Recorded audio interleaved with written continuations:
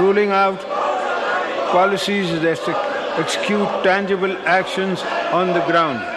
I firmly believe that by driving seamless collaborations as fostering institutional coordination with intentions and regularity, we can harness full potentials of our federal system to deliver positive change for benefit for people of Pakistan.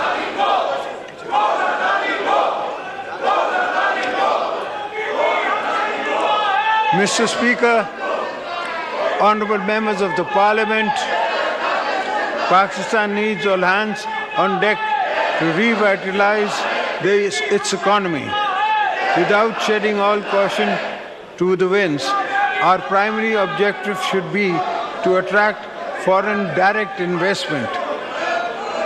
I therefore urge the government to intensify its efforts in implementing comprehensive ease of doing business reforms and simplifying the existing forest of the regulations to provide an enabling an environment for both foreign and domestic investors.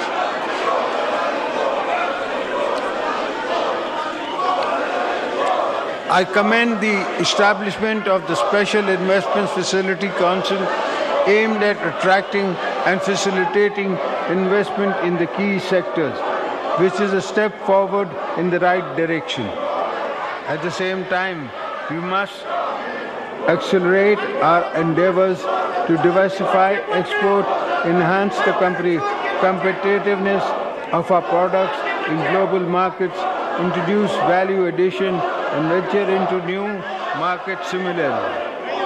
The huge untapped potential in the agriculture, marine life, information technology, textile sector should be exploited to earn foreign exchange.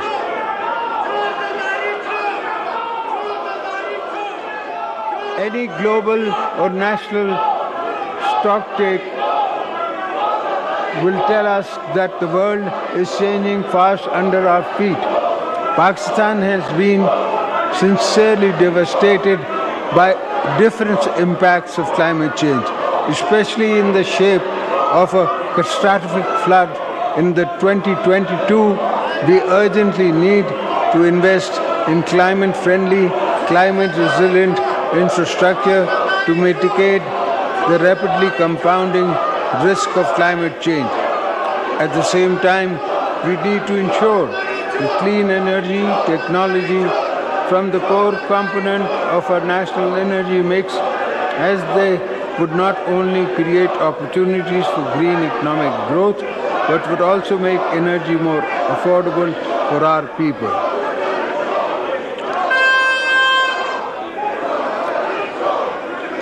Mr. Speaker, the provision of primary and secondary education is a fundamental right, and its current state should keep all governments awake at night.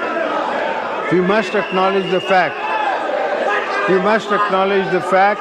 that in Pakistan there's a massive number of children who are out of school, and given our population, the number is growing faster than the facilities we have been providing. I therefore urge all provincial governments to bring focus and energy on transformative reforms on education sector, not just on improving access to primary secondary education for all children, but for ensuring quality as well.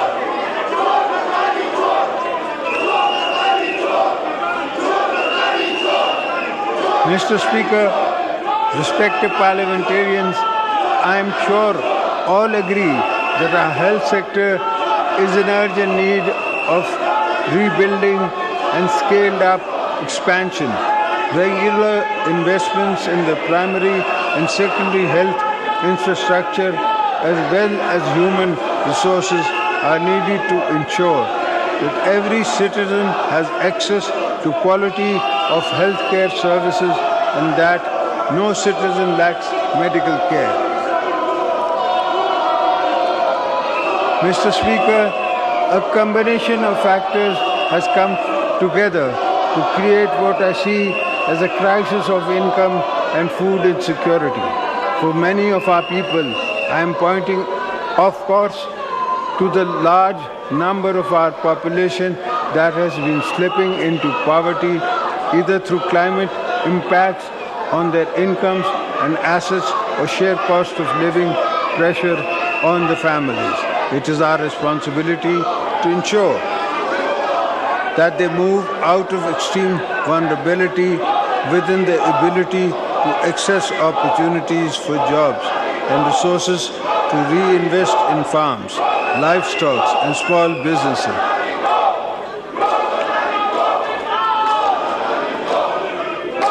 I am proud to say that I come from a political background that has rich legacy of empowering and protecting all those at the bottom of the social pyramid, including women. Shaheed Mohtarma Benazir Bhutto was a champion of women's rights and always went on extra mile in advancing women's causes, just as she sought entitlement of economically and socially vulnerable groups of Pakistan.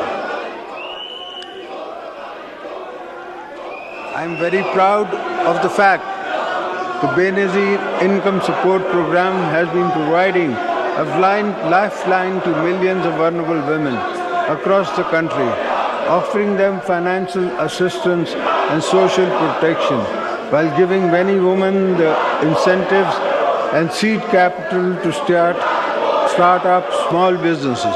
I'm glad that the number of the beneficiaries of the Poverty Alleviation Program has risen to over 9 million, but we need to bring more underprivileged women into the social safety net.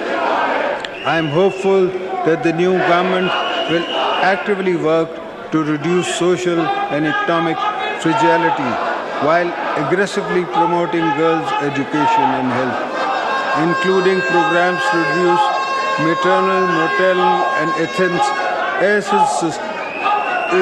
mother and child income.